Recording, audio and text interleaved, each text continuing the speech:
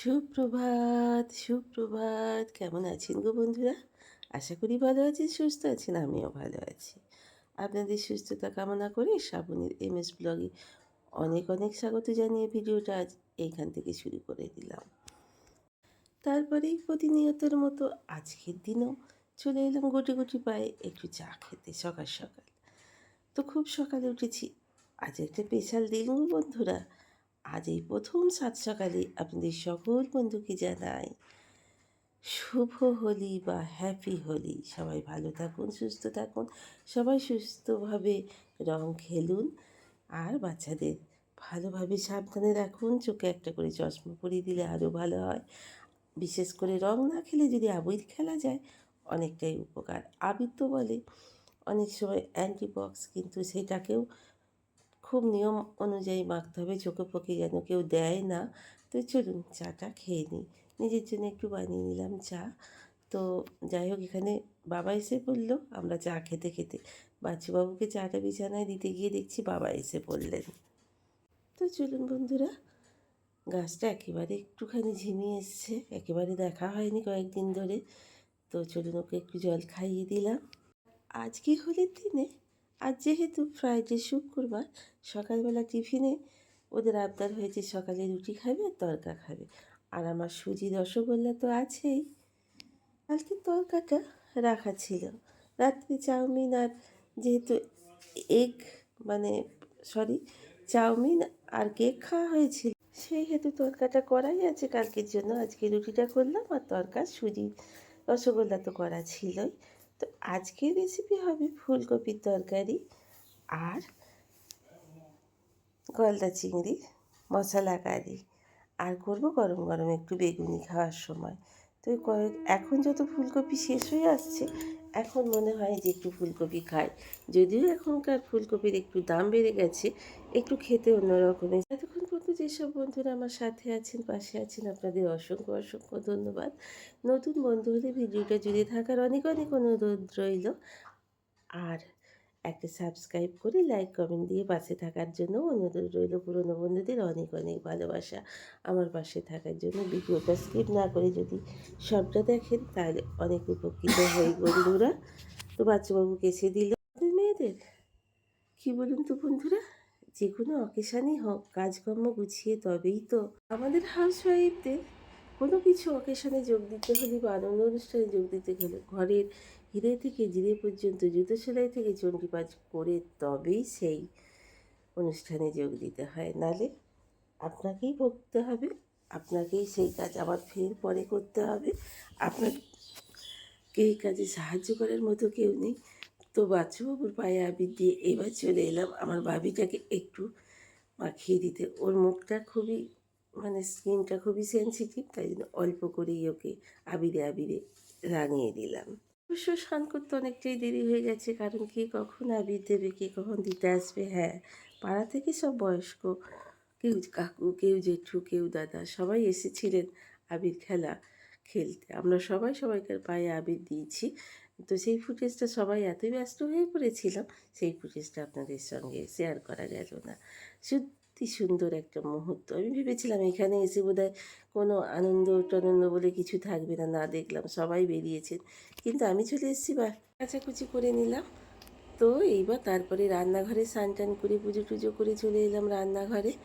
রান্নাঘরে এসে গলদা চিংড়িগুলো চাপিয়ে দিলাম। চিংড়ি মাছগুলো আগে থেকে আমি নুন হলুদ একটু লেবু রস দিয়ে মাখিয়ে রেখে দিয়েছিলাম। তো এবার ভালো করে একটু ভেজে নিচ্ছি। আর আমার আর বাচ্চুবাবুরটা আগেই করে নিয়েছি।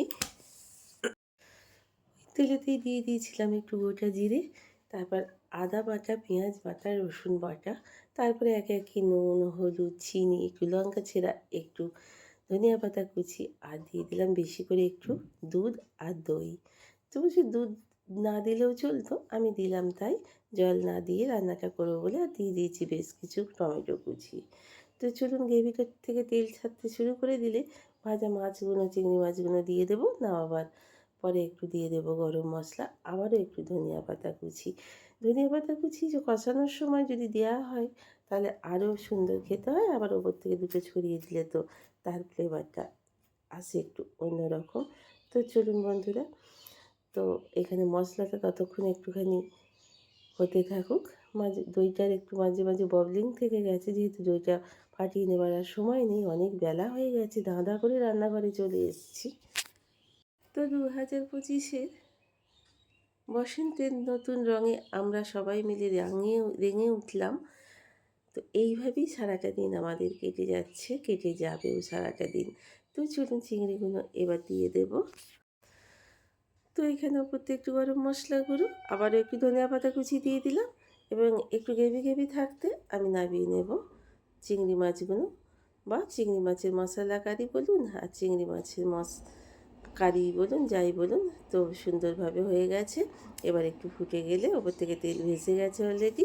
তো চলুন, খুব বেশি আমি তেল দিইনি চিংড়ি মাছে, যেহেতু আমি দই দেবো, দই থেকে অনেক সময় তেল বেরোয়, তো তাই জন্য তেলটা আমি একটু অল্পই দিয়েছি।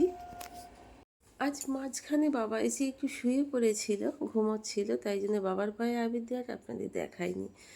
তো বাবাকে আজকে এত বছর পর, প্রায় 30টা বছর পর বাবার পায়ে আবির দিলাম। বাবাকে পায়ে আবির দেওয়াটা খুব একটা উঠতো না, কারণ বাবা বাইরে বাইরে চাকরি করতেন, আর বাবি স্ট্রবেরি মিল্কশেক বানিয়ে আমাদের দিয়ে গেল, দাদুকে, আমাকে। খাওয়া দাওয়া শেষ করে সবাই মিলে একটু শুয়ে পড়েছিলাম, আর বাবি দিতে এলো আমাদের স্ট্রবেরি মিল্কশেক। তো কথাগুলো শোনালাম, বাবি জিজ্ঞাসা করছে কেমন হয়েছে। টকটক হেভি খেতে লাগছে, হেভি সুন্দর। মাঝে মাঝে বাড়িতে থাকলে এটা ওটা বানিয়ে আমাদের খাওয়ায়। তো ওদের জিজ্ঞাসা করলাম ওদের আছে কি না, ছেলেটার মেয়েটার জন্য।